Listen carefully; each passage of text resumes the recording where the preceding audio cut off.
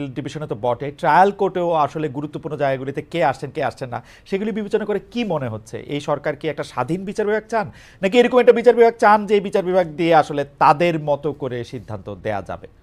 Barrister রাশনি ma'am, আপনার কাছে একটু শুনতে চাই। জি, জি। খালেদ ভাই একটু ভেঙে গেছিল। আপনি জিজ্ঞেস করছেন যে আমরা শেষের লাইনটা যে আমরা কি স্বাধীন বিচার বিভাগ চাই নাকি? নাকি মানে মানে এরকম একটা বিচার বিভাগ চাই যে বিচার বিভাগটা আমার পছন্দ মতো রায় দেবে, অর্থাৎ ডক্টর ইউনূস যেটা চাইবেন এটা একটু মনে মনে বুঝে নিয়ে বিচারকরা একটা রায় দিবেন, এরকম একটা বিচার বিভাগ চাই কিনা, বা তাজুল আপনি ভাই যদি যেটা চাবেন যে সেটা রায় দিবেন কিনা। জি, জি। একেবারেই না, আমরা এমন একটা বিচার বিভাগ চাই যেটা পুরোপুরি স্বাধীন। আমরা তো ভুক্তভোগী। হুম, গত 15 বছর ধরে আমরা হুম, ভুক্তভোগী যে বিচার বিভাগ যদি স্বাধীন না হয় হুম, তাহলে কি হতে পারে, এটার ভুক্তভোগী আমরা সবাই।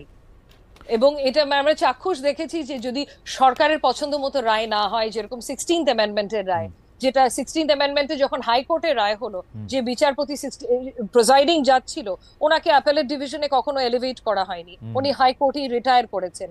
তারপরে আপিল বিভাগে জাস্টিস সুরেন্দ্র কুমার সিনহা হুম, যখন 16th অ্যামেন্ডমেন্টের রায়টা দিল, ওনাকে কিভাবে হুম, ফোর্স, মানে জোর পূর্বক হুম, ওনার পদত্যাগটা করা হলো এবং তারপরে দেশ ছাড়তে বাধ্য হলো, হুম, এগুলো তো আমরা সব দেখেছি। এবং হুম। এটা আমার মতে একটা স্বাধীন বিচার না, বিভাগ, জি মানে জি বেরসের ইমাম, আপনি এখন জি, পর্যন্ত যে হ্যালো, নিয়োগগুলি, হ্যাঁ জি বেরসের ইমাম, এই পর্যন্ত এখন পর্যন্ত যে নিয়োগগুলো হয়েছে, রাইট রাইট সেটা দেখে আপনার কাছে কি জি, মনে হচ্ছে যে এই জি, সরকার কি জি। আমার কিরকম চায়? যেটা ব্যক্তিগত মনে হয় সেটা হচ্ছে গিয়ে নিয়োগের ব্যাপারে হুম, হুম, আহ বিধিমালা প্রণয়ন করার পরেই হয়তো নিয়োগ হলে বেটার হতো। হুম, হুম, কারণ এখনো কিন্তু আমাদের সিস্টেমটাতে স্বচ্ছতা নেই, যে কি ভিত্তিতে বা কি জিনিস বিবেচনায় নিয়ে নিয়োগগুলো হয়েছে এ ব্যাপারে কিন্তু এখনো কনফিউশন আছে, এখনো ক্লিয়ার না আমাদের কাছে। হুম, হুম, হয়তো পরিস্থিতিটা এমন ছিল, আমি যে খুব সমালোচনা করছি হুম, এটা তা না, কারণ পরিস্থিতিটা এমনই ছিল যে আমাদের এই যে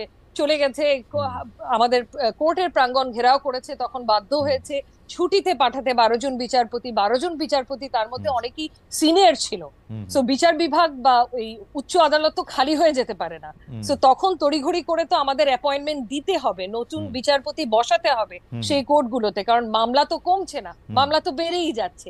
সো আপনি যদি বাস্তবতাটা চিন্তা করেন তাহলে হয়তো দ্রুত অ্যাপয়েন্টমেন্ট ছাড়া আর কোনো উপায় ছিল না। কিন্তু হ্যাভিং সেড দ্যাট, আমার জানা মতে কিন্তু খসড়া বিধিমালা অলরেডি তৈরি করা হয়েছে, যে বিচারক কিভাবে নিয়োগ দেয়া হবে এই প্রসিজারটা লে ডাউন করে। সো এটা যত তাড়াতাড়ি ফাইনালাইজ করে আমাদের সবার সামনে চলে আসবে, তত তাড়াতাড়ি অ্যাপয়েন্টমেন্টের ক্ষেত্রে একটা ট্রান্সপারেন্সি থাকবে, যেটা অত্যন্ত জরুরি।